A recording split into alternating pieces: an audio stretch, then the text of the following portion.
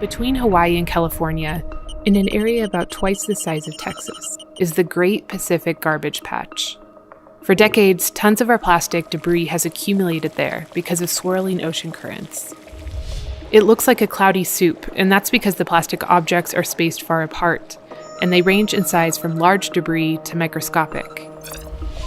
There are at least 4 other garbage patches like this in the world. And after scientists discovered them, starting in the 90s, they thought that this might be where a lot of the plastic ended up, out there, floating on the surface. But recently, scientists brought large nets to the Great Pacific Garbage Patch and took a closer look at the objects they pulled out. They found water bottles, and hard hats, and bottle caps, and toothbrushes, and toilet seats, and laundry baskets. And using what they found, they were able to calculate how much debris was in all of the garbage patches. There were about a few 100,000 tons of plastics at the surface of the ocean, which is a huge number. It is a big number, but a few 100,000 metric tons of plastic is only about 1% of the estimated 8 million tons of plastic scientists believe is emitted into the ocean every year. So scientists have been left investigating a mystery. Where does the rest of the ocean's plastic go?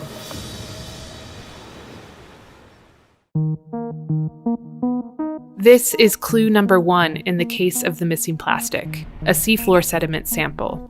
It was taken from the bottom of the Santa Barbara Basin off the coast of California. It represents a measure of time from 1870 at its deepest layer of sediment up until 2009. But this period, from 1945 to 2009, is where the study authors were focused on. It's the era of plastic production. In these layers, scientists found plastic fibers and fragments that were 1 millimeter or smaller in size. They found more and more plastic particles as the years went on, doubling every 15 years. That rate is nearly identical to the rate of global plastic production. As soon as you see a layer of microplastic, you know you pass the 1950s. And that's the legacy of our generation. This is Laurent Lebreton. He works at the Ocean Cleanup and led the study of the objects in the Great Pacific Garbage Patch. And this will be there forever. We know that. The sea sediment study looked at microplastics, particles smaller than 5 millimeters. These either come from synthetic clothing fibers, or they are the result of larger plastics breaking down. We found these tiny particles floating throughout the ocean, and even in the guts of the ocean's tiniest creatures, like plankton. But the sediment study shows that some of our plastic is likely hiding, buried in the seafloor, too. But here's another clue. This is a plastic bag captured 2,500 meters below the surface of the Arctic deep sea. It's one of over 2,100 photographs taken with this deep sea camera.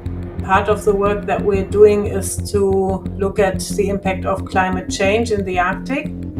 We use towed camera surveys to look at the impact on large animals like starfish and snails, sponges. And while I was doing these surveys, I saw that more and more plastic debris was on the seafloor.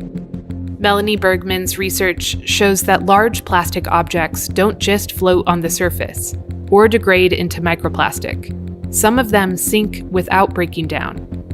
One study found that about 50% of plastic in landfills is more dense than seawater, which means these objects could sink on their own. But even those other 50% may actually travel to the seafloor with time. Debris which is floating on the ocean surface becomes colonized with barnacles, mussels, all sorts of different organisms. And then it becomes heavier and heavier, and at a certain point it then starts to sink. Bergman's research is difficult to replicate throughout the ocean because of the challenge of surveying deep sea environments. But it suggests that some of that missing plastic might be sitting on the seafloor, intact.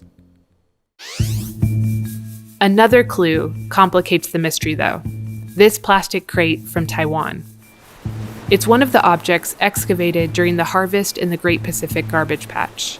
And what struck researchers was its production date, 1971. When they looked at the production dates of other objects, they saw a trend.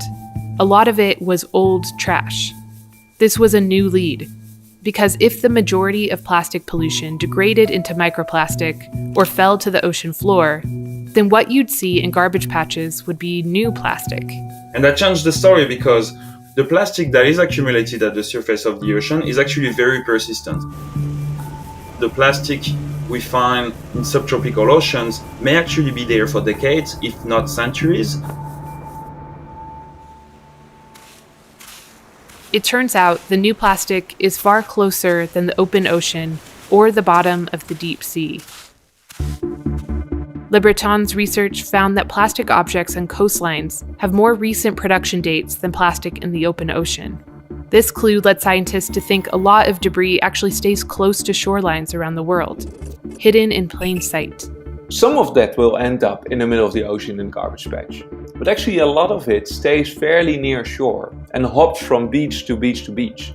Eric van Sabeel is an oceanographer and is building an ocean model that predicts where our missing plastic ends up. The completed model will be finished in 2022, but in the meantime, he and his team publish initial results to a Twitter feed. We use simulations of the ocean currents, and then we put in virtual plastic.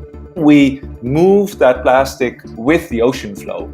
At the same time, the plastic can fragment, it can degrade, organisms start growing on it. That weighs down the plastic so that it slowly starts to sink into the deeper ocean.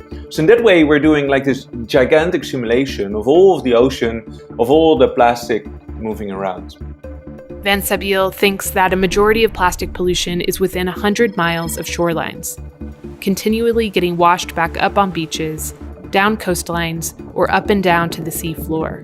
Plastic continuously goes back and forth between the coastline and offshore. That's a lot of rubbing and fragmenting and scraping over the sand. This commotion helps explain the presence of microplastics in sediments and animal guts too.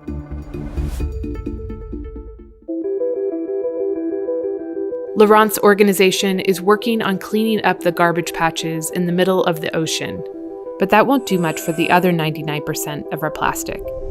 The microplastics becoming part of our food web and geologic record, the larger debris sinking to the bottom of the ocean, and more likely than not, the stuff getting washed up on beaches. Like this one, where I recently visited, where I found a mix of micro and larger plastics. But knowing where plastics end up can help us keep this plastic heap from growing. These photos were taken by volunteers at an annual International Coastal Cleanup event organized by the Ocean Conservancy, where people volunteer to pick up plastic on the beaches near them. The most common objects they find are food wrappers, cigarette butts, plastic bottle caps, and plastic cups and plates. The easiest way to get plastic like this out of the ocean is to prevent it from entering in the first place, with better recycling programs, or producing and using less plastic altogether. There are nearly 400,000 miles of coastline around the world, not all of it accessible for people. But knowing that most of our plastic pollution hangs out along shorelines before it becomes microplastics or floats out to the open sea means beach cleanups can go a long way in preventing further damage. So if you see plastic pollution on a beach, all the more reason to pick it up.